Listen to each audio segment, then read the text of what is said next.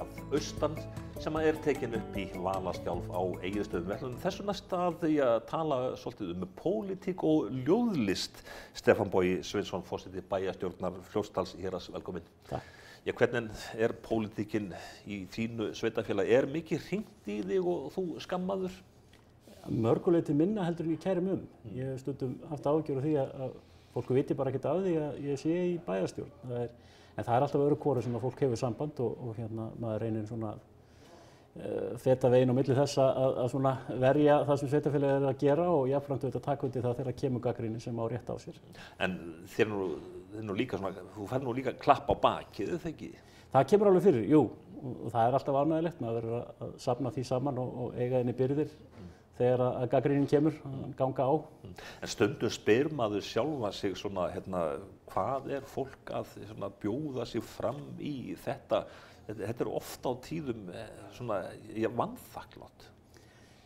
Ég veit ekki hvort það vanþakklátt en auðvitað koma tímar þar sem að menn eru gagnrýndir og kannski og oftast náttúrulega að eigin mati að ósekju.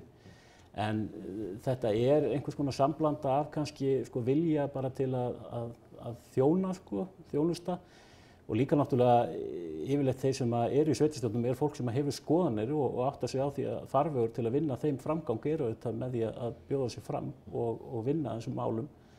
Þannig að ef menn hafa áhuga á því að hafa áhrif þá þetta besta leiðin og það nú það sem hefur drifið mig í þetta. En sem sagt, Fljótsdals hérað og fleiri sveitarfélög, þið eru svona að setja ykkur í svona, hvað ég að segja, samenningagír? Já, það eru formlegar viðræður í gangi milli 4 sveitarfélaga hér á Austurlandi sameiningu. Fljótsdals hérað, Djúpavogshrepur, Borgarfjarðarhreppur og Seyðisfjarðarkaupstaðar.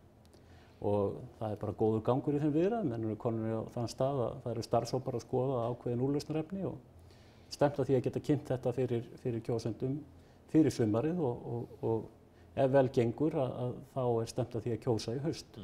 Skiptu nú alveg gír, sem sagt, forseti bæjarstjórnar, hann svona að dunda sér við að semja ljóð? Já, hann gerir það.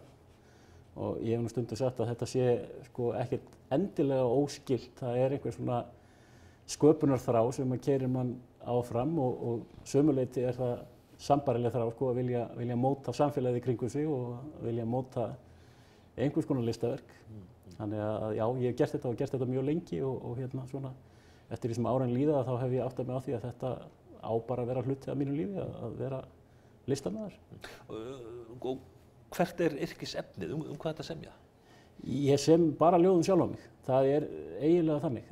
Þetta, fyrir mér þá snýst þetta mikið það bara að miðla tilfinningum og upplifunum og ef að vel tekst til að þá sá sem að les eða heyrir, hann tengir við þessu sömu tilfinningu eða upplifun og þá ertu búin að snerta við einhverjum og þetta þetta bara samskipti á milli fólks sem eru bæði falleg og gefandi, held ég á allan hátt. En hvernig semurðu? Sestu bara niður, já nú ætla ég að skrifa hér eitt ljóð eða komaðu bara allt í einu? Þetta mjög misjafnt. Ég hef bæði samið hefðbundin og óhefðbundin ljóð. Það miklu oftar að ég ákveð að setjast niður og ætla að yrkja svona hefðbundin ljóð.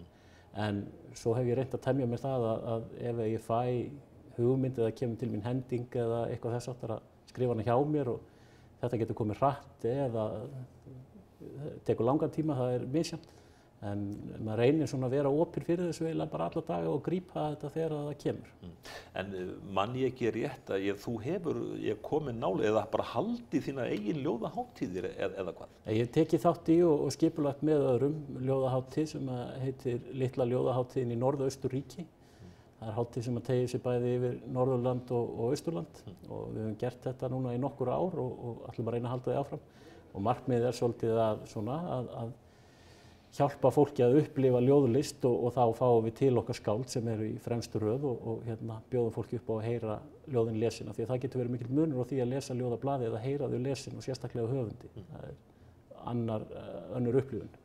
Það stundum sagt okkur Íslendinga að við kannski erum að segja það sjálfur að við séum ljóðelskir. Það svo?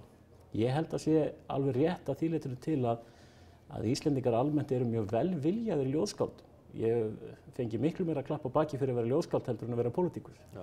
Og fólk ánægt með það að einhver sé að sinna þessum ljóðaarfi. ég veit ekki hvort Íslendingar lesa mikið af ljóðum, en þeir eru ánægðir með að þau séu ort. Já, og það nú svona ákveðin status. Það er vissulega bara mjög jákvætt að finna sko, meðbyr í því. En hvernig verður maður ljóðskáld? Er þetta að googla þetta bara og sjá þetta á YouTube einhvern veginn? Nei, ég held ekki. Ég held að þetta komi nú mestmegnis að innan. Þetta getur lært ákveðna hluti.